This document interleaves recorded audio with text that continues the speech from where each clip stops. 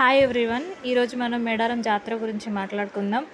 తెలంగాణలోనే అతిపెద్ద గిరిజన జాతర ఈ మేడారం జాతర. ఈ జాతరలో సమ్మక్క సారలమ్మ అమ్మవార్లను పూజించుకుంటారు.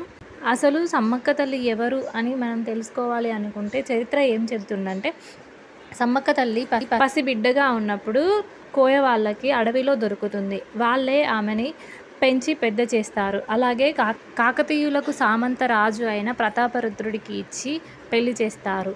వీరికి సారలమ్మ, నాగులమ్మ, జంపన్న అనే ముగ్గురు సంతానం కలుగుతుంది. కాలం గడిచిన కొద్దీ వీరు ఉన్న ప్రాంతంలో వర్షాలు పడక, పంటలు పండక కరువు సంభవించింది. అదే సమయంలో కాకతీయుల నుంచి పన్నులు చెల్లించమని ఒత్తిడి కూడా పెరిగింది. దాంతో ప్రతాపరుద్రుడు కాకతీయులకు వ్యతిరేకంగా మారి పన్ను చెల్లించడం వీలు కాదని కొంత గడువు కోరుకుంటాడు. కానీ కాకతీయులు మాత్రం గడువు ఇవ్వకుండా ఆకస్మికంగా ప్రతాపరుద్రుడు పాలిస్తున్న మేడారంపై యుద్ధం ప్రకటిస్తాడు. దీంతో ప్రతాపరుద్రుడితో పాటు సమ్మవ, సారవ, నాగులమ్మ, జంపన్న పాల్గొంటారు. యుద్ధంలో జంపన్న గాయపడి వాగులో పడి మరణిస్తాడు. అందుకే ఆ వాగుకి జంపన్న వాగు అని పేరొచ్చింది. అలాగే సారలమ్మ, నాగులమ్మ కూడా యుద్ధంలో వీరమరణం పొందుతారు. ప్రతాపరుద్రుడు కూడా సైన్యంతో చాలాసేపు యుద్ధం చేసి మరణిస్తాడు.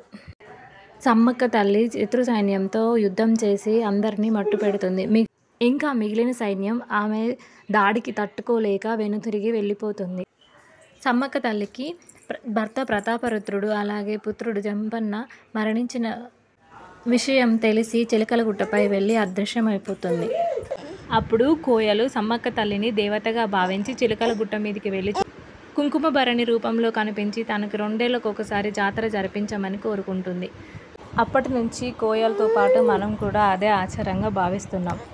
ఈ వీడియో కనుక మీకు నచ్చినట్లయితే ప్లీజ్ డూ సబ్స్క్రైబ్. అలాగే ఒక లైక్ కూడా చేయండి.